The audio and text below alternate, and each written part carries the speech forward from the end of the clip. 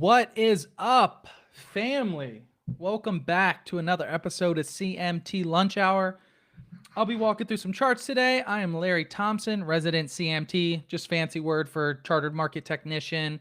Happy Valentine's Day. I hope you guys got your pink. Excited to take your mama out to dinner, you heard? It's like, let's have some fun today. We'll be going through a bunch of charts. Big week, right? Had some earnings, had some big moves within the market. And so I will just give a general overview of what we're going to cover today, and then we'll get into it. So first thing we're going to look at is a S&P 500 composite model, and I'll kind of walk you guys through that. I think it's very helpful to look at the market from more than one perspective other than just price. Price is actually the thing that pays us, right? So that's what we want to trade on. But I think we can gauge expectations, understand the current market environment, and help us make better decisions when we kind of look at the S&P 500 within context of the underlying uptrend, of the breadth within the market, kind of within the momentum of the market. And that can help us kind of dictate kind of the trades we want to take or kind of how we want to position for the market. Next thing we'll take a look at is technology, right? Is technology ready to break out? Right? You look at something like NVIDIA, Apple, right? They've kind of been trading sideways. Microsoft, kind of been a mess the past month and a half even, right? Kind of underperforming the market. So we'll take a look at a couple of those charts, see if they're ready to break out. Don't really know, honestly, but I think we'll take a look, dig into those, take some chart requests, right? So chat, fill up the chat with some tickers because I'll be going through every single chart request I get today. And honestly, shout out to the chat. The past couple of weeks, you guys have given some great names. I know a lot of people been on Super Microcomputer. Crazy week, right? Up 25%, up 40% since people shared in the chat. ASTS, another name that's crushing it in the chat. So shout out to the chat. That's one of the reasons we do this here, right? Is get ideas within the chat, give people good levels to manage risk against in some of those trades. And I think that's one of the most value-add processes, just walking through charts with people who've been doing it for a long time and just offer some perspective and some risk management tools. So like I said, chat, blast the chat with some tickers, and we'll kind of get through those as we go. And then lastly, I'll be sharing my favorite trade ideas. You know, it's Valentine's Day, and I can't lie, I like big bases, right? Really big bases is where I tend to try to make my money in the market. I'm in love with them, right? So big bases is my Valentine. In the chat, let me know who your Valentine is. So yeah, let's kind of dive into it, chat. Let's first take a look here at the S&P 500, right? So this is a yearly chart of the S&P 500. I have candles, right? So daily candles here, RSI in the top, and then percent above a moving average in the bottom, 200-day, right? So just walking through this chart quickly, chat, what I want to highlight to you guys here is the combination of breadth, momentum, and underlying trend to help you kind of understand and contextualize the market. So long-term uptrend. Well, how do we know that? Well, we see these higher lows and higher highs, right? And we see a upward sloping 200-day moving average. Nothing special about the 200-day, right? It's just a longer-term moving average. And if it's trending upward, the long-term trend of the market is upward. So within that context, we want to understand that it's probably in our benefit to be looking for stocks to buy, not stocks to short. Okay, check, right? So that's check number one. Check two we want to look at is just the RSI, looking at the momentum, right? And so you can see here on the top panel, currently, you kind of see this pattern I've constructed. RSI is holding above 50, which above 50, we'll just say bullish, below 50, we'll say bearish, right? Just to keep it simple for today. But what I want to contextualize here for you guys is how you use the momentum and the breadth, this bottom panel, shorter term breadth, to kind of understand the capabilities of this kind of consolidation that's taking place in the market, right? I'll show you another view, right? Same exact chart, right? Just looking at it from a different perspective. But you can see this 610 level and this 580 level. It's this choppy range that we've been trading through. And one thing I wanted to highlight here is the reason I put the percent above a moving average on here is because we can see how much meat is on the bone for the market to move to the upside, right? So then we can gauge our expectation of, can the market break out here? Should I be buying this breakout or should I be waiting for a higher low, right? So you can see back earlier this year when we made an all-time high, breadth was pretty extended, right? We had 80% of stocks above a 20-day. Definitely bullish, right? Not bearish. But how much higher could the market go? You can see here on this chart, when we tend to get above that 80 range, there's not a lot of upside to the market. Does it mean short? It just means you might want to wait for a higher low to add exposure. And guess what? If you go to my Twitter, I just retweeted this chart yesterday, but I said wait for a higher low, and that's what we got, right? So this is what you were wanting to be buying. You were wanting to buy this higher low here. And look what we have now as we test these all-time highs. We have the percent above a 20-day around 50%, with plenty of meat on the bone to the upside, right? So there's plenty of room for the stock to move, right? The index that's made up of stocks to move to the upside, right? What do we want to do? We want to wait for price to confirm that, but that's how you take the context of this chart and kind of apply it to your analysis. So look, there's plenty of room to the upside here. I might not want to be selling this, right? I might want to be adding exposure here because it has the potential to break out, right? That's if you're a long-term uptrend trader. Second view we'll look at, right? Looking at the S&P 500 here, right? Same thing, 200-day long-term uptrend. We're in this channel, right? One of the things I talk about a lot is when we're in a channel like this, long-term uptrend, innocent until proven guilty. Long-term downtrend, guilty until proven innocent. Sideways chop is show me the evidence, right? So when a market is sideways, it's a show me market, right? Jerry Maguire, show me the money. That's what we want to do here. Show me the breakout, right?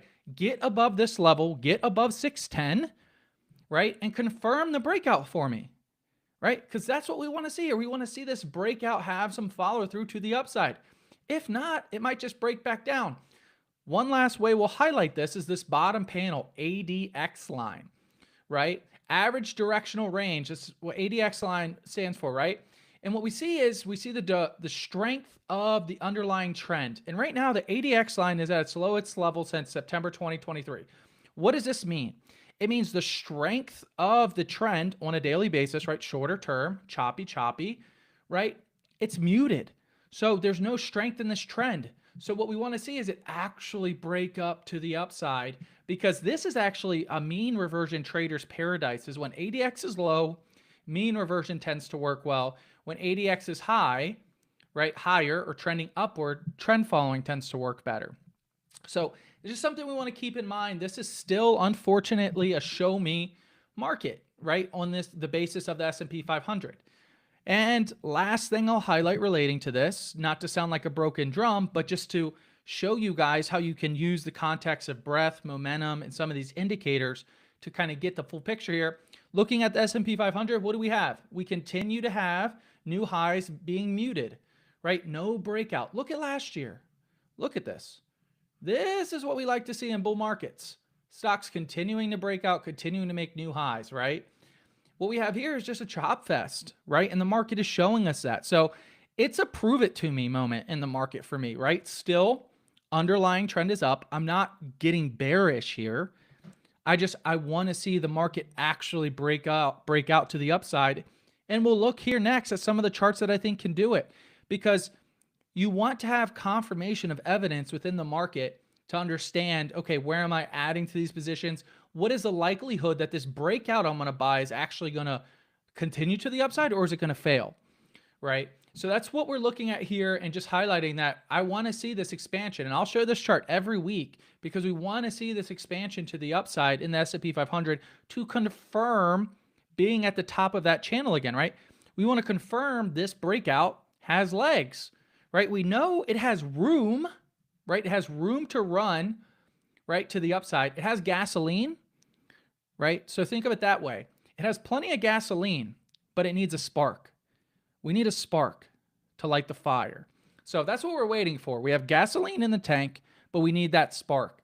And so we start to see those new highs expand. You'll start to see those individual charts expand, and then it's off to the races there.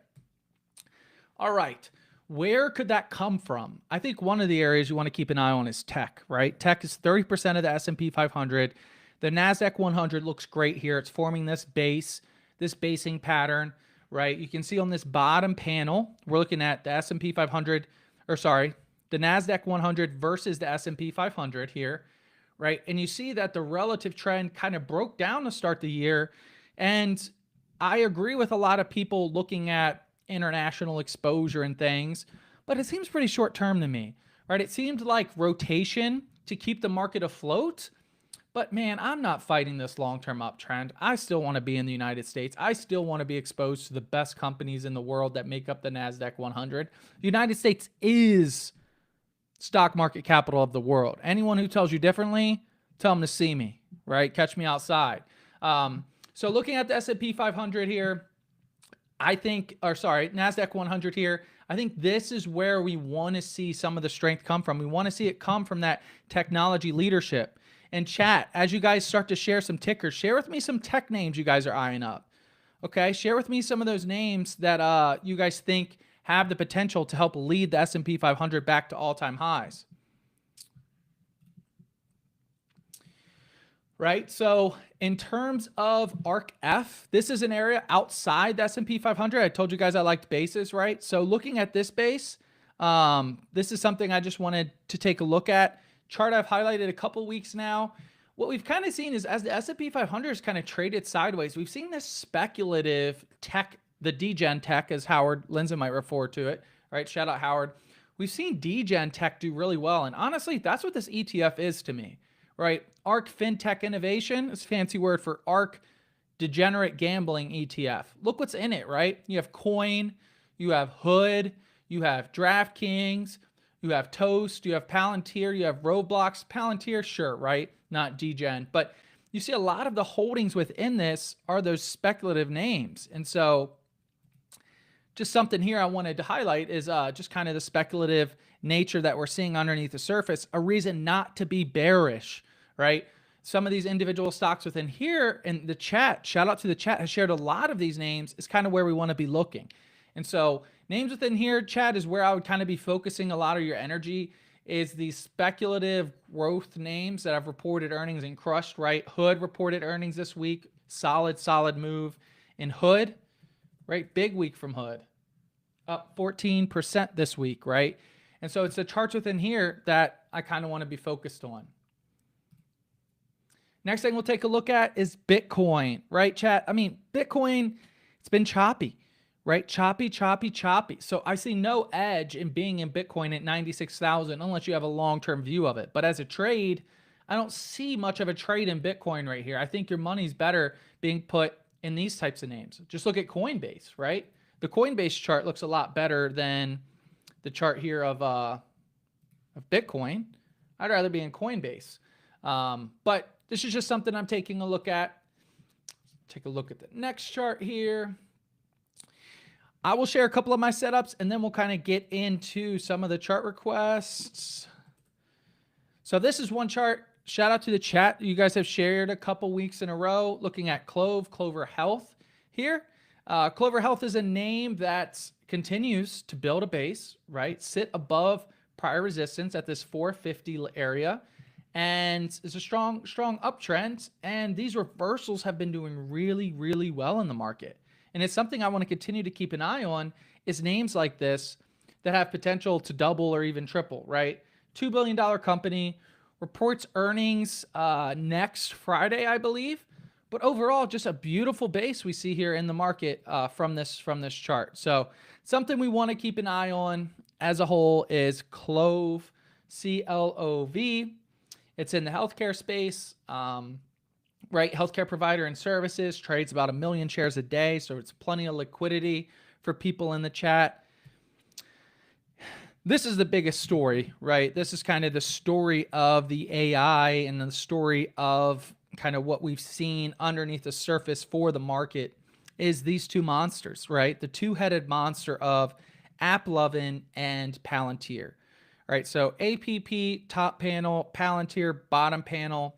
This is a 3-year look at these both, and you can see 681% for AppLovin, 900. Let me say that again. 968% in Palantir, right? And so this is why when I share a lot of the charts with you guys that I think people ask me, what's your target, right? People say to me, Larry, what's your target? And as a trend follower, it's cool to come up with targets, right? It's fun. People like to see targets. If you're right with a target, you look really, really smart. And then if you're wrong with a target, all you got to do is say, it's hard, right? So that's kind of the game of a lot of what people do is they share this fake precision.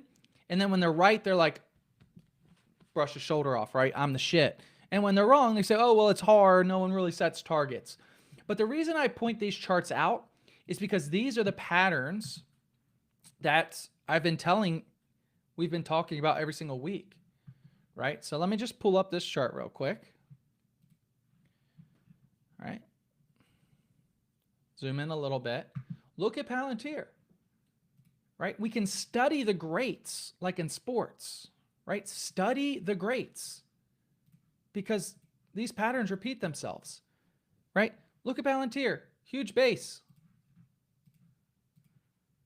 right? Huge base, not a lot of overhead supply using volume by price.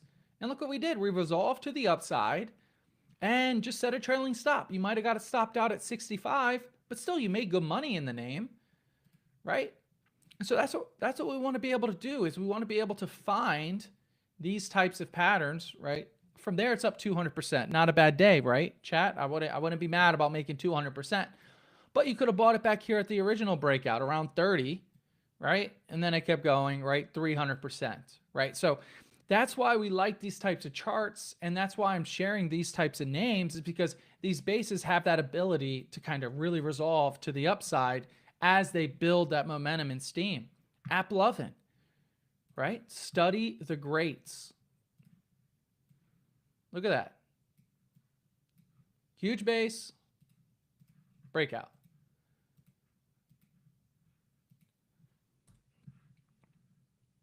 That's what we like to see here. Huge base breakout. Right? Former resistance, becoming support. There's your buy level there. Right? Buy at this level here. And then you're just off to the races in that type of chart. So chat, that's why I tend to share a lot of these patterns is because it's not about the pattern or the head and shoulders. It's about what this represents in terms of price. It represents a company that went public, got punched in the mouth as soon as it went public.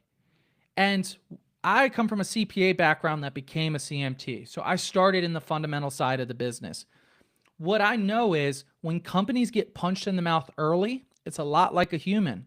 Good, right? Bain, I was born in the dark. You nearly adopted it. This company was born in the dark.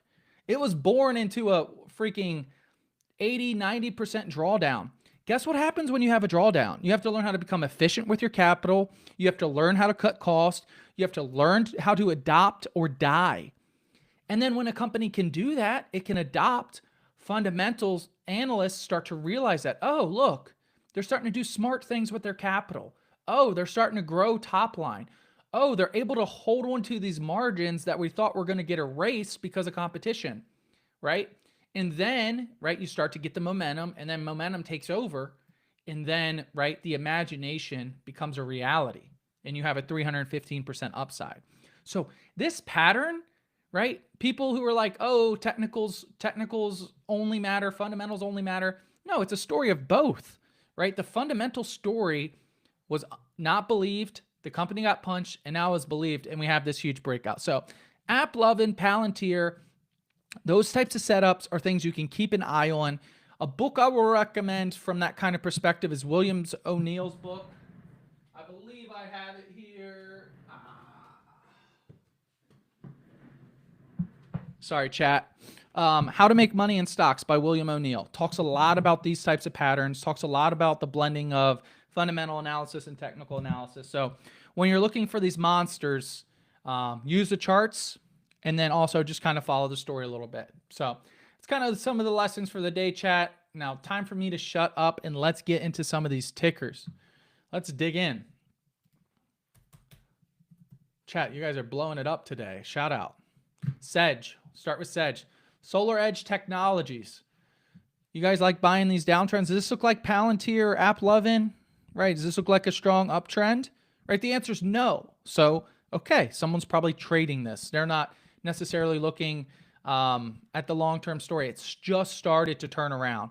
They're either really early to a long-term story or they're trading it, right? So let's zoom in, take a look at the daily. All right, looking at SEDGE, Solar Edge Technology, right? Let's pull it up real quick, get an overview of kind of $890 million, trades about 1 million shares a day, so plenty of liquidity for people to kind of get in this name if it's something they like. Let me get let's do this chart. Yeah, there we go. Okay, so you kind of have a bottoming process here, right? We're up about 50% from the bottom. I don't necessarily, if you're already in it, right, stay in it. I think you have a good trade on your hands if you're already in this type of name. But I think my level here would be kind of this upper band, right? Kind of get some area to trade against within this chart. But you probably have a lot of overhead supply, right? There's probably a decent amount of overhead supply in a name like this. You're below this red line here. Let me do something real quick. Let's do this real quick. Right, so you're above the 50-day, okay, but it's kind of trading sideways, so that doesn't really work super well, but you're below this 200-day. So you have a decent amount of overhead resistance and overhead supply in a name like this. So it's not something I'm necessarily going to take a shot at, but maybe we get above this key level here, the 1670. You could see some resolution to the upside, but overall, not a name I'm super strong in. But yeah, maybe it'll turn around here. I think this base, right, you get above this 1680 level, that's kind of where I would get long against, which, right, I'm buying at a higher price, but I think there's better levels to manage risk against, right? Think of one of my good analogies for thinking about this, right, buying a stock at a higher price when it's more expensive, is think about vehicles, right? You have your Hondas and your Toyotas of the world that we know are a little bit more expensive than the Chevys and the Ford, but they tend to last a little bit longer. So you're willing to pay a little bit more of a price because the risk of the car breaking tomorrow is less. And so that's what I'm seeing here. The risk of this breaking is higher the lower it is below this 200-day, right? This to me is a bounce, right? It's rotation. It hasn't really gotten off the ground yet, but something to keep an eye on for the chat if you guys are into that. BBAY. Shout out if you're in this name, right? Monster base, right? Chat, we love these types of charts. We love this one. Every week, this one gets shared in the chat, right? But I don't want to say we missed it, but it broke out, baby. We shared this a couple weeks ago. $5 was the level to kind of get long against. If you love this company, you know the story, and you're willing to risk a lot of downside, right? Maybe you get in this name. Right? Maybe own it, don't trade it, but you're looking to get back to $5, you have 40% downside. So if this is something you like, the best stocks don't tend to let you get in, right? But if you want to get in, it looks like a down week is a week to do it. So maybe, right, you get in on this down week and you kind of hope it holds some of these levels, but this isn't something I would enter at the moment. But let me do something a little different today.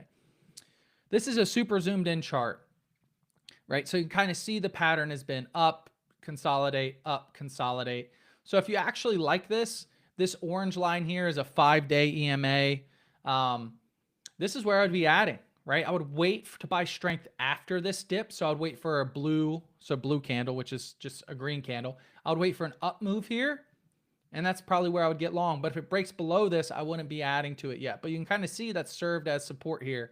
But BBAI, it's been a monster, up a shit ton, a name I missed out on, but I'm not going to land every trade. Serve Robotics. This is zoomed in version. Let me zoom out on here. Getting kicked in the nuts today, right? This is the risk you take when you trade these volatile stocks, is you end up sometimes you get kicked in the pants, right? So that's what's happened to this name this week, down to 42%. It's kind of in no man's land, kind of down in this area. If we look at kind of where the volume trades, if we zoom out a little bit, look at where the volume trades here, you can kind of see that. Let me do something real quick.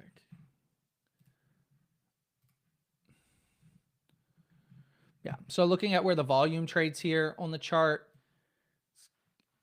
this $12, $13 area, that might be, right? If you're looking to manage risk there, it's at $12.50 area there. Let's kind of zoom in, look at a daily chart.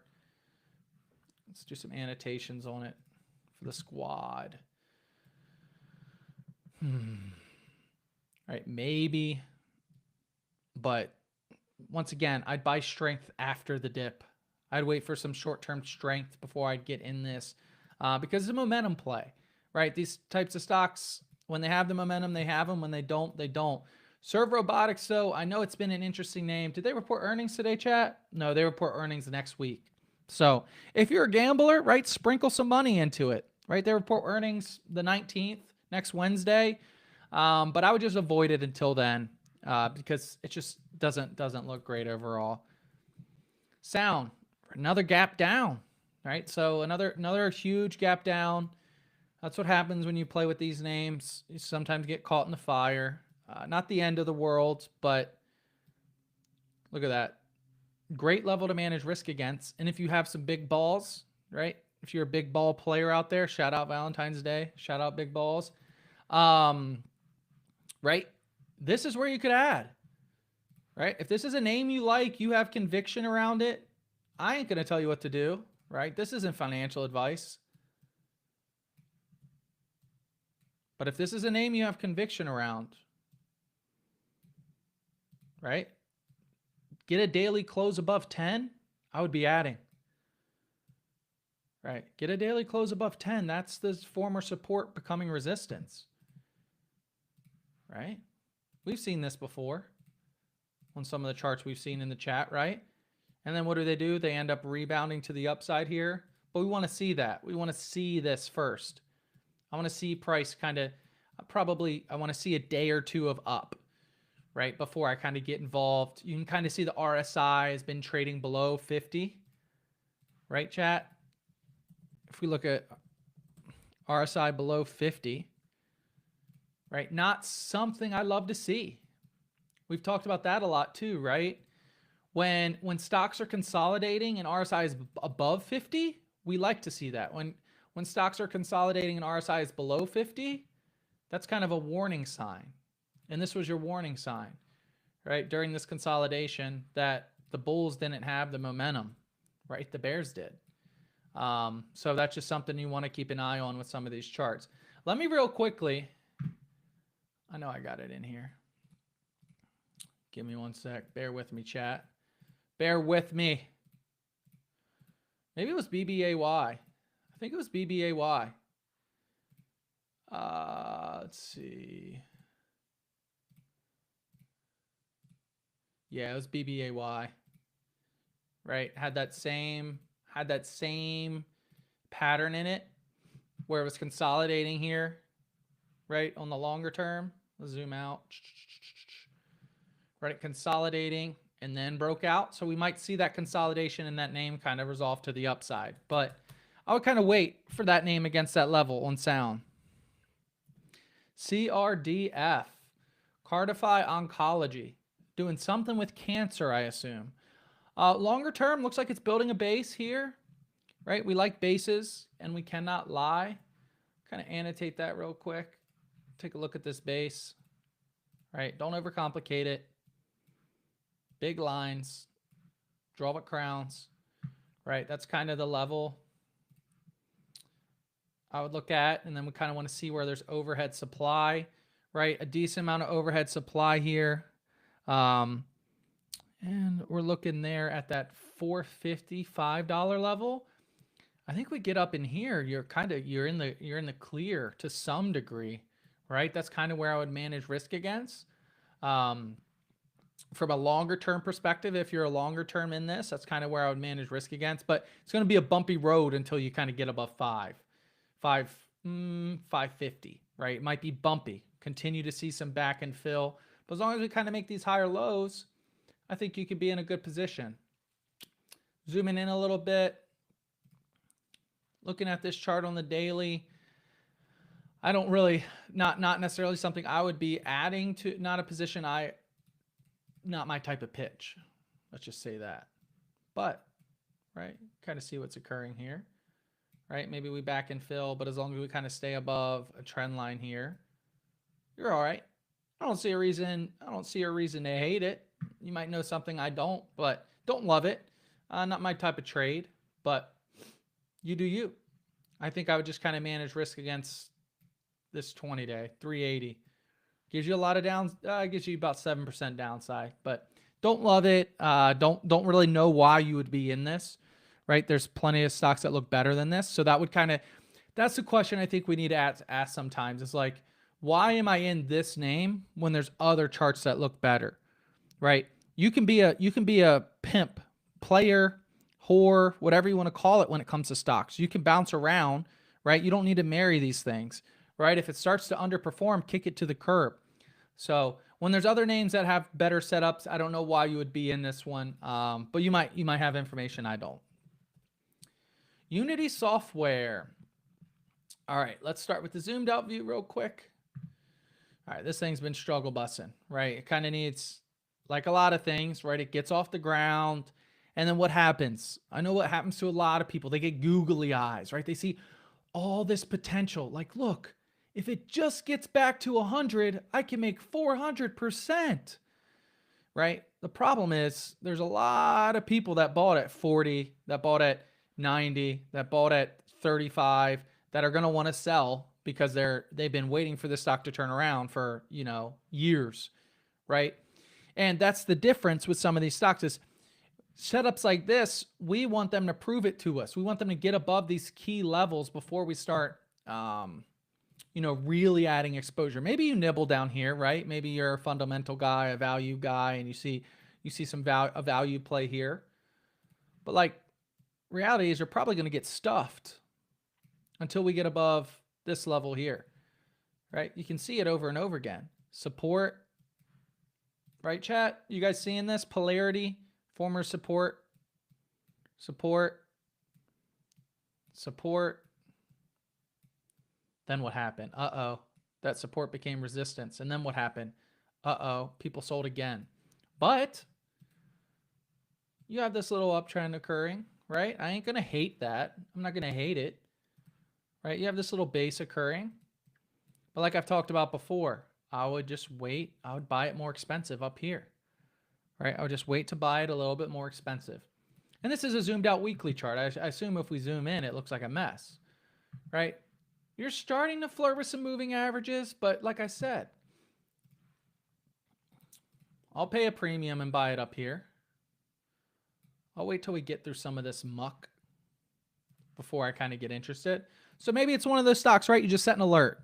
Not a big deal. But chat, I like the way you guys are thinking. I like the way you guys are kind of looking at some of these bases, looking at some stocks that are maybe starting to turn up. But those things take time, man. They're not all Palantir, right? They take time, right? And I would also just say to you, there's ones that have turned up. Let's just zoom back out at this Palantir, right? So you can kind of see here, it took time. It was muddling for, that's 53 weeks. That's a year. This is a Palantir chart. It took a year for that to kind of get out of this mess. And then it kind of consolidated again for another 35 weeks. And then it consolidated again for another 27 weeks. So just realize these things take time. It took from February 2021, right, to September 2024 for it to break back out of this base, right? But what you see is you see your friends lying. Most of your friends are lying. Love them, right? We love them. Valentine's Day, shout out to love.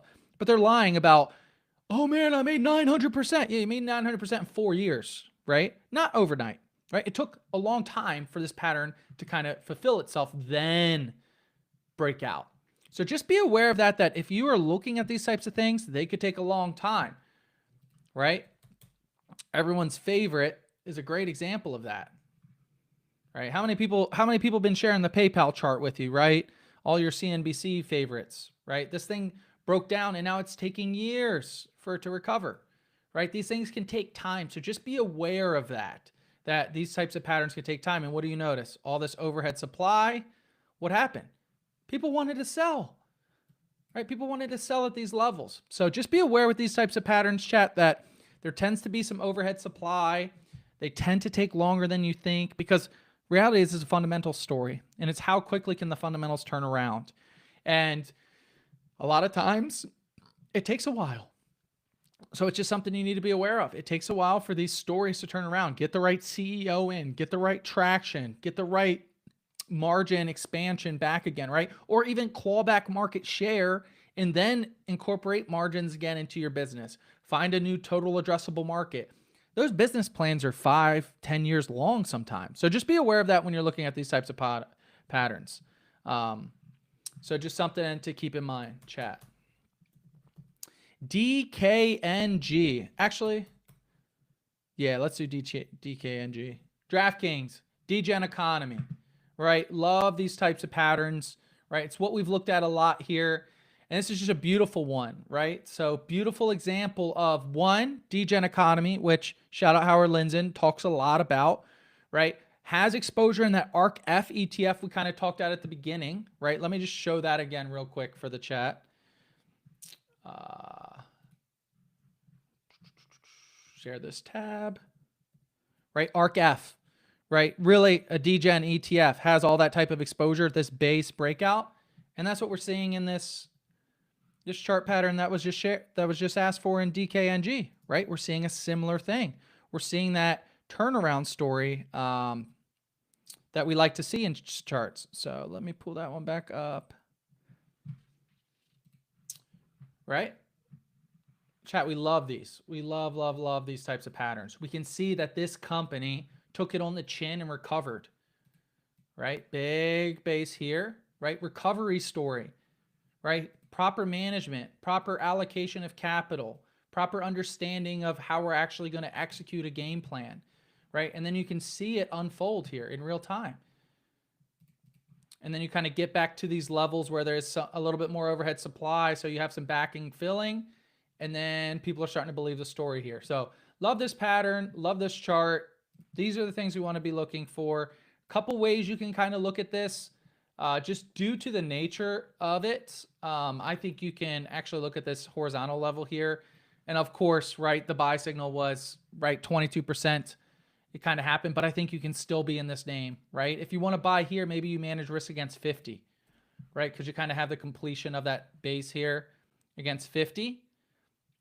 If you like this name, but yeah, these are the types of things you kind of want to be in. But once again, it took time. It took time for this story to kind of transition. Let's just zoom out a little bit, right? You can see this took time to recover, right? It's still not back to where it was, but it actually started to get going, made a higher low. This is a name I would not bet against. I like DraftKings. Manage risk against 50. Even manage risk against 45. If you have that longer term view of these types of stocks, manage risk against this 45 area. But yeah, beautiful, beautiful chart. Next one we'll take a look at is XBI. Okay, so biotech is one of those things that biotech reminds me, my perspective on biotech is more from a fundamental perspective. Is biotech, you buy individual names. I know it sounds crazy because like, oh, the risk. Reality is you got to dig into who the operators are and understand these businesses if you actually want to make money, because guess what? This ETF's made no one money for a long period of time, right? It's just kind of chopped sideways. There's cool businesses within, but this is something I would look at the individual components that are in uptrends and maybe allocate capital to those. There is a lot of risk in that just because of the nature of the space. But once again, it's opportunity cost. Why would you be in this, right? Why would you be in this when you could be in other things that are making money when this really hasn't, right? It's just kind of traded sideways for a longer period of time. You can see on a relative basis, if I actually pull up a relative chart, right? This bottom panel here, right? If you've been in this chart, this bottom panel is it versus the S&P 500. You just continually underperformed. And so that's opportunity cost, right? You're not compounding the money that you work hard to make. And so just something to be aware of with XBI. If you like the medical space, right, or you're trying to play it, XHI, what is med devices?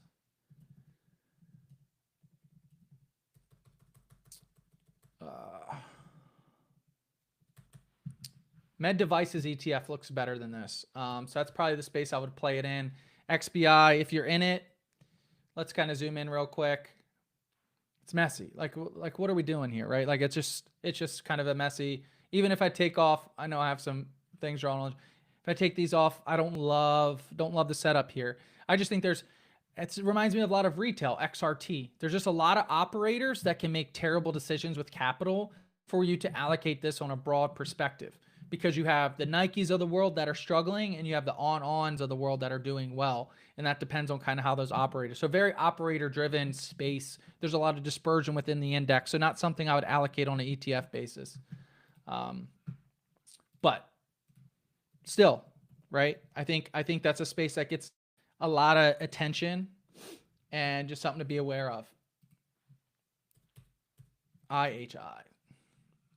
Med devices, right? These are the companies that are going to make the devices for the biotech companies that are doing well, right? More the picks and shovels, right?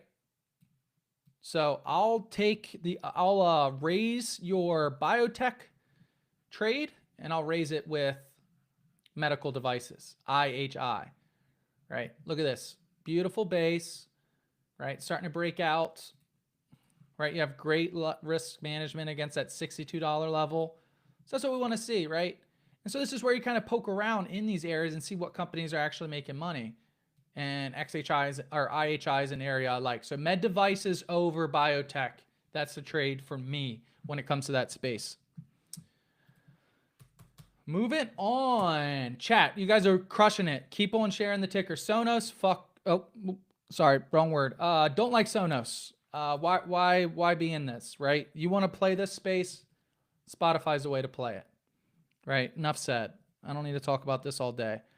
We've talked about Spotify, turnaround story, right? Same thing. It took time, had that base breakout. Looks like that Palantir chart, looks like that Netflix chart, right?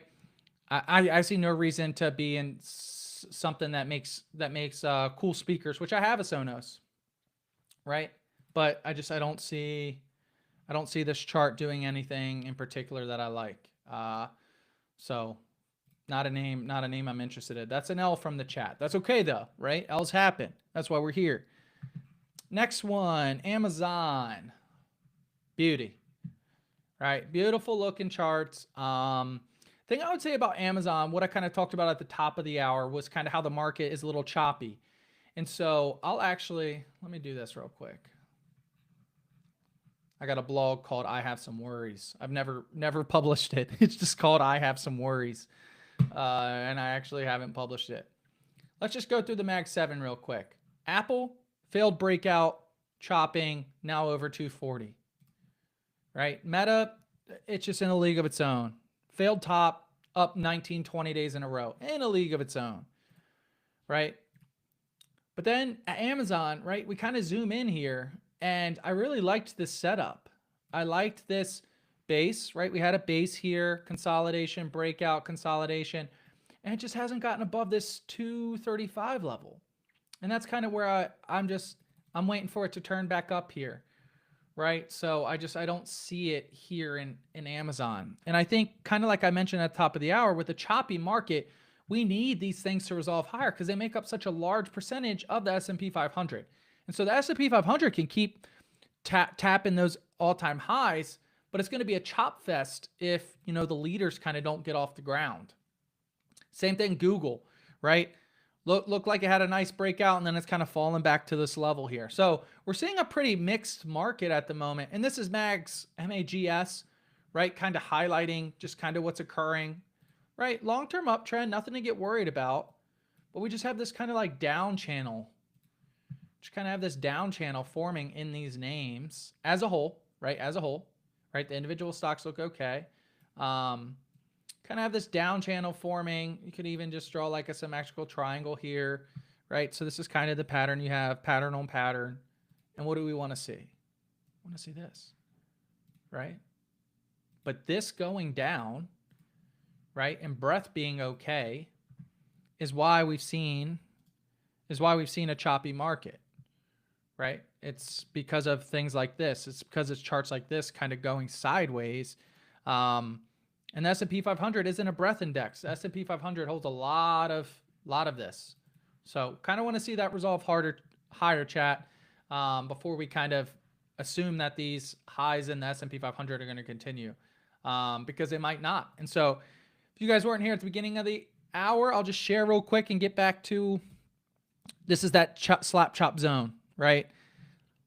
Mag 7 is why this is going sideways. It's because, right, they carry the baton of the market. We live and die by tech in the United States. And so we want to see this, we want to see that MAGS chart resolve higher, and then it's go time for this, right? Because we've had breadth. Breadth has been supportive as a whole, but we want to see kind of this occur for us to kind of get back above those levels. And that's what we need. That's what we need from the market before we kind of really think much more about these new highs continuing to the upside.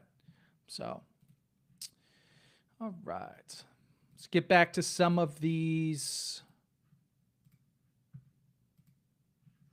There we go. All right, chat. RKLB. Rocket Labs. Woo! Right? Love these types of charts, but now we're off in the stratosphere, right? We probably should have been sharing this a couple weeks ago, a couple months ago. Now it's kind of up in the stratosphere. I don't know what to tell you here, right? Like, such a crazy chart, such a crazy price action. Still on the daily, kind of consolidating in this uptrend.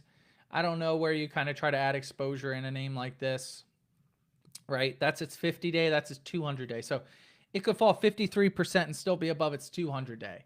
So I don't know what to tell you. If you got in, great, right? If you're not in right now, I don't see a setup to add against, but it is consolidating, right? So maybe what you do is you sprinkle a little bit here and assume, because I would assume this resolves to the upside, but you assume this is going to resolve to the upside, but that's an assumption based on the underlying strong uptrend.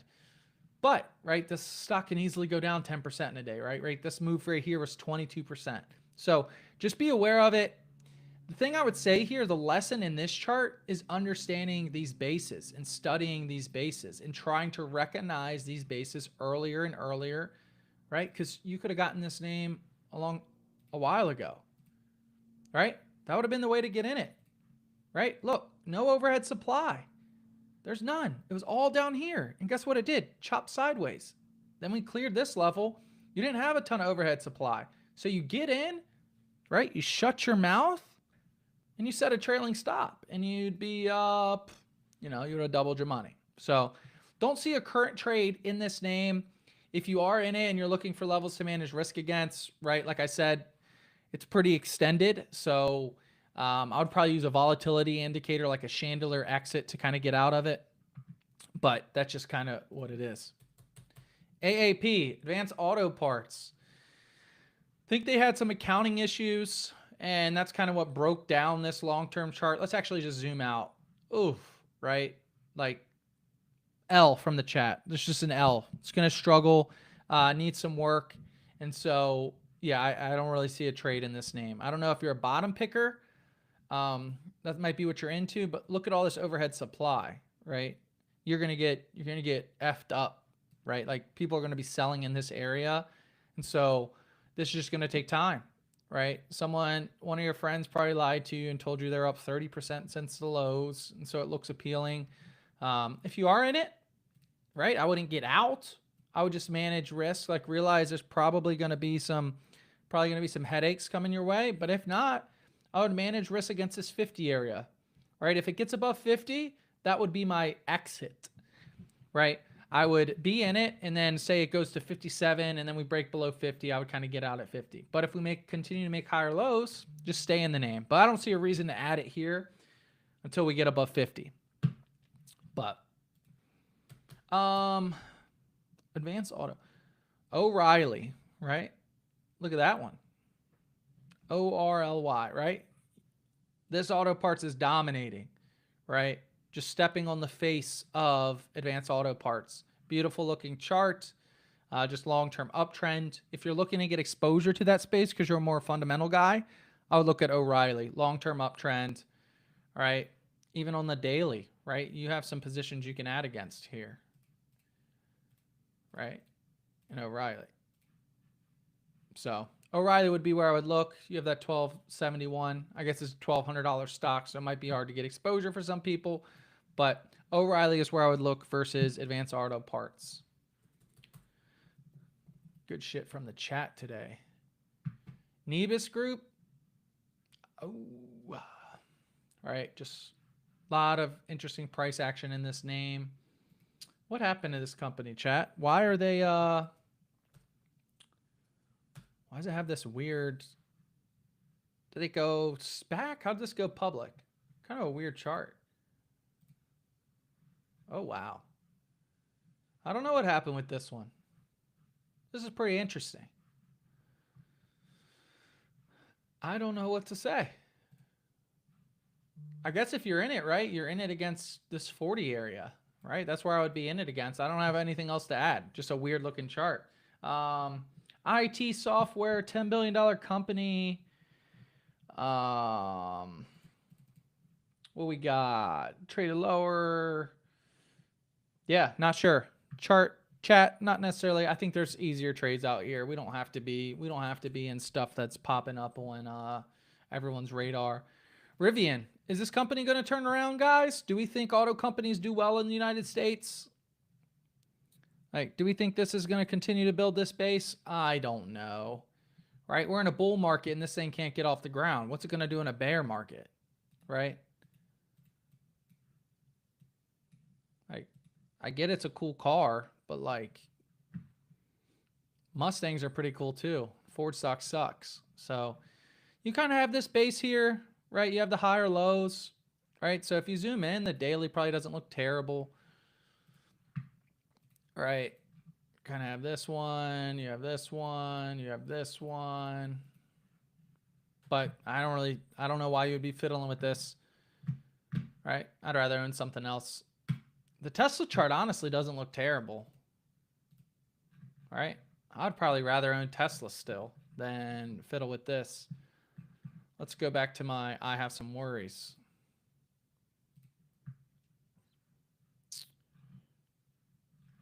Right, so let's take a look here.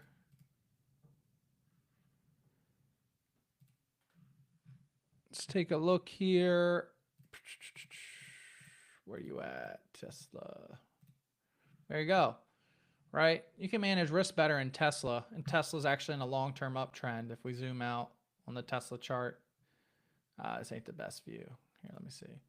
Long-term uptrend in Tesla, right? Rough week this week, but if you're going to be in that space, I'd rather own Tesla as a whole than some of those other names. IBM. Let's crank IBM. Beauty. This is a monthly chart, right? What a turnaround story. But this turnaround story took 10 years, right? Kind of zoom in, you probably see on a shorter time frame, the weekly time frame, long-term uptrends, right? You should probably already be in this name if you like it. If you like it long-term, just get in, right? I think it's a good-looking chart. I would just get in. There's not, the best trends don't set up. Maybe you wait for a pullback to what, 238, but overall, just something you get in. Okta. Okta will be the last one we share today. Software company, right? I actually use it on a daily basis. You have this base building, but I want to see something from it, right? I kind of want to see it probably that 100 level, right? 100 is probably a fair level to assess this chart on, right? Take a look here, $100, right? Probably wait to get in against 100. Decent amount of overhead supply down here, but I think if it holds here, I think you got a decent looking setup in this name. So this is a W from the chat. We're going to end it on a W here from the chat. I like this, right? Good looking chart from the chat. Okay. All right. Now, chat, we'll go to my trades. Charts I'm looking at and that I am currently looking to either add positions in or had positions in that we've shared, right? Some of the charts that we've shared in the past, kind of want to walk you guys through and just kind of give you a glimpse of a few of those. So let's do it.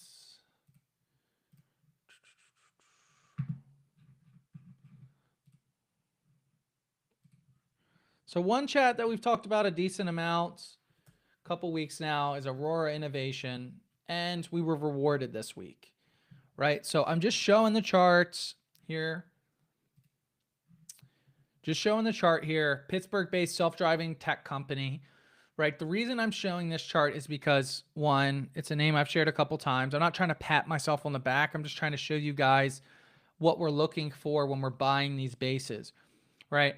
We had this transition period. We don't want to be in during the transition period, right? You can be if you want to be, but then we want to get above this overhead supply. That's messy, right? And then what stood out to me is as the market kind of chopped sideways the past couple of weeks, this is kind of held on, right?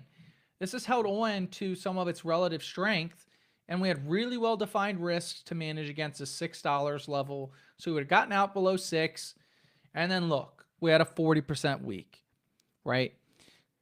And so is this the next Palantir, right? Does it end up going up to $30? Who knows? But this is one of those that we evaluated. I want to take a look at and continue to keep on our radars, just these types of setups. One that I think is setting up similar to this, I talked about at the top of the hour, but I'll share it again here because I know sometimes people join a little bit later in the chat, which I love to see, is